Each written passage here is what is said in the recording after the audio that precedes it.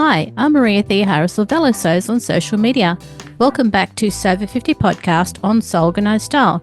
Grab a cuppa, support this podcast on Patreon, and relax with us.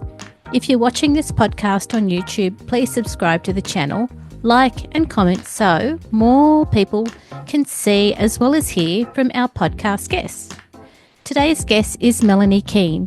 Melanie has been sewing for less than 10 years. However, much of her knowledge of fabric and patterns has been enriched through her sewing groups that she has led at the Lighthouse in her local areas. Today's episode is where Melanie lets me ask her more personal questions about the sewing groups that she's run for the Lighthouse. You'll also hear what Melanie is doing for her local community now. If we could, how did you feel when the refugee group were no longer there? Overnight, they weren't there because you got a lot out of that experience. So how did you manage personally with that? It was a real shock. We'd gone there with little gifts to give them, their own little scissors and needles and things. So after the initial shock, I did feel a loss. It sounds dramatic to say the word bereft because it's not like that. It's not as bad as that, but it was something had been ripped away. I had a role. I was organising this. We had a team. It was like a job, although it was voluntary. It gave me purpose every week. Yeah. I had all these relationships with people. So it really did tug at my heart. But then I sat down. We had a coffee with the little team I've got. We sat in a coffee shop near the refugee centre. And I said to them and also to myself, we're sitting here having a coffee. Those people have been sent all over the country. They don't know where they're going. Some families were split up because if the children had reached a certain age, they were then seen as an individual. So people had been having hospital treatment. What we felt was nothing in comparison with how we imagined the refugees felt. We'd got to know them. We didn't really have much conversation, obviously, but just smiles and the warmth. So, which is what spurred me on to what next? That's how the Lighthouse Sewing Project was born. One thing ends, another thing begins. Like with the Lighthouse Project, you've had that experience, you got a lot out of it, and you actually asked this time to run that group.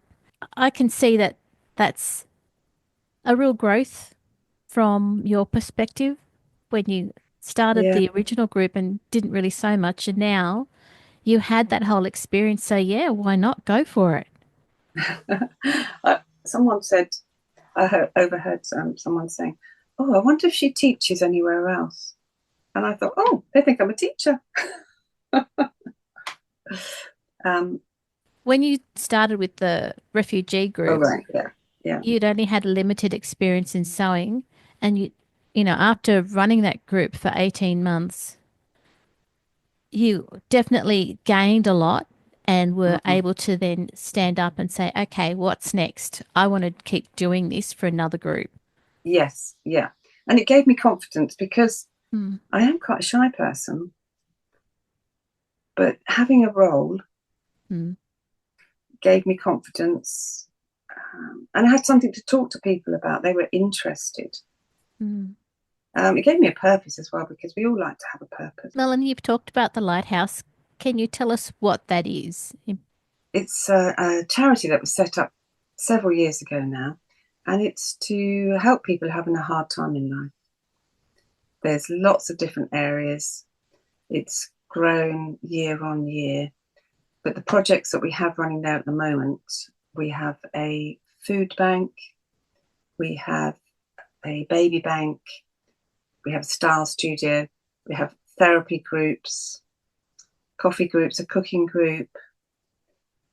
There's so many different groups, and we serve the community lunch on a Wednesday. So we have a lot of people who come in who live on the streets, who are recovering addicts, who are depressed or just lonely. So it's for people who are having a hard time in life. And the food bank, they need to be referred by social services. So it's a well-run organisation. So people can just go in there and just start to mix with people. Okay. And this podcast, because it's going out in June, it is June. Is there something that's happening that you'd like to talk about? Well, thank you, Maria. That's a good inroad into our fundraising event, which is Good. called Sophisticated. So I've been admiring frocktails for a while and really like the idea of it. But as I'm not an evening person, I was trying to think of something in the afternoon. So I had this idea about afternoon tea. Yep. So that's what we do. We are a bit more of a lower profile frocktails. It's a little bit more casual. And the reasons behind it are to raise money for the sewing project, Yep. but also to have fun and to bring the community together. And we do that by having this in-person tea. We had over 100 people last year. And then we also run a challenge, which I think it starts in September. And that is worldwide, open to all the sewing community. And the theme of that is to make something that you would wear to an afternoon tea. Oh, okay.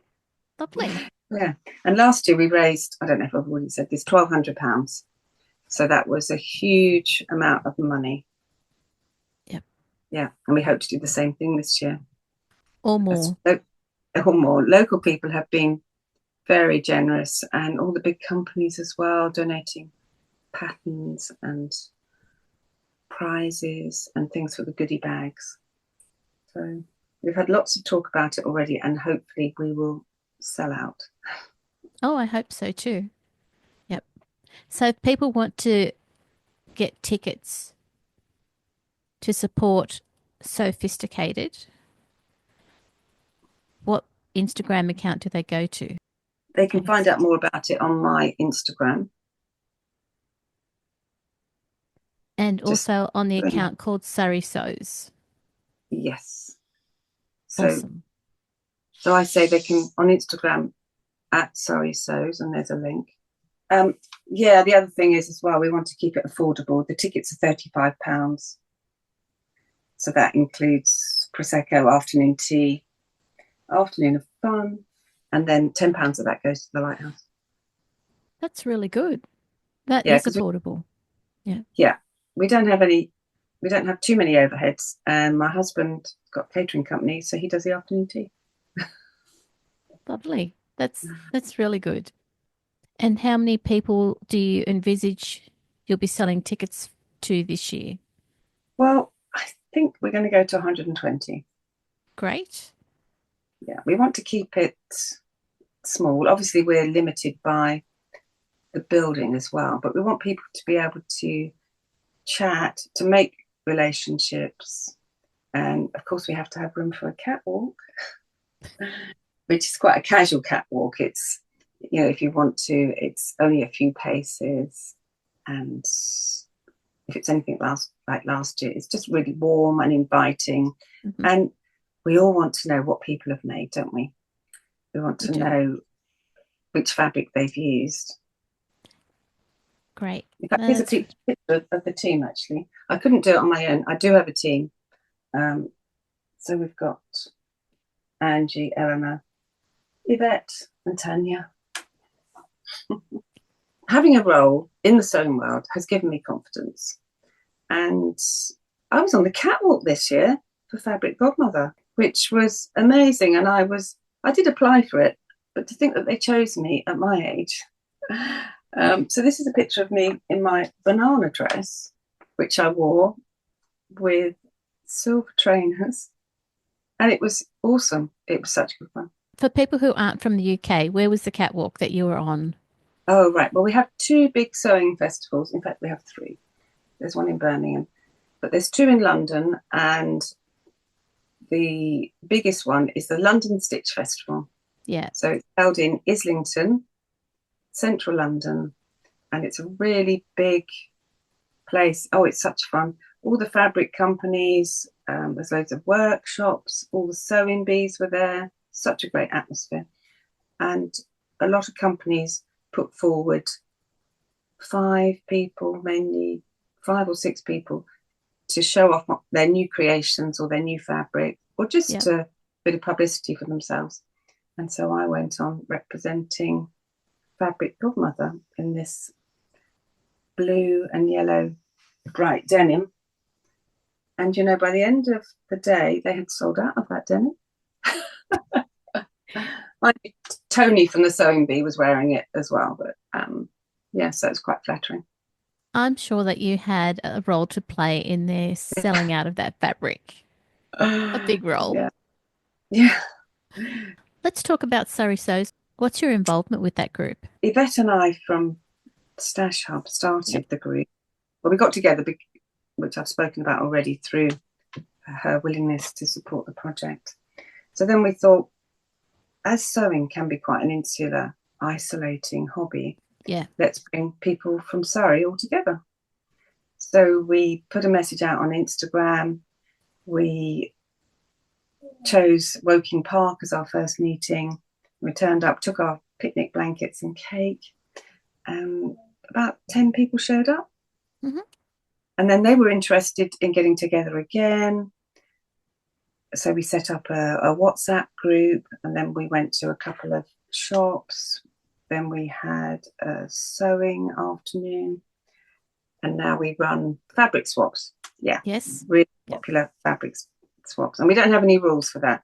You just turn up, take fabric if you want to or not. And you can take what you like and take home what you like. And then we have a table for chatting, tea and coffee and cake. So we do all sorts of little things. We're going to have a session on fitting, but basically it's about bringing people from Surrey together, a small Surrey sewing community. Again, you're involved in the sewing community and developing community connections, and you're getting so much out of it. I am, and I think I'm equipping other people as well, because I can't do any of this on my own. We get together as a team. They're getting the same pleasure. They're sharing their skills.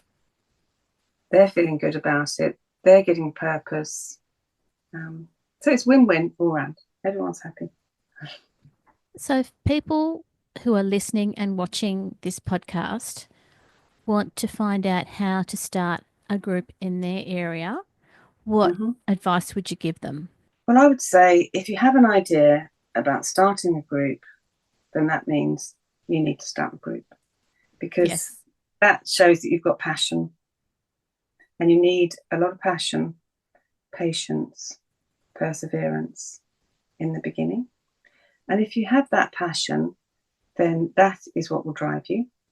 Just get in touch with me, actually. You can follow me on Instagram and message me, and I'm happy to chat things over with you. Have a think about where you might want to start your group.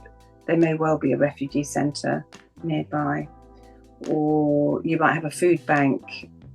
There's so many charities out there, and they might not even know they need a sewing group. And you could offer that. And then as for resources and things like that, shout outs through Instagram. Just be bold, ask friends, have coffee mornings. There's so many different ways you can do it. But just do it.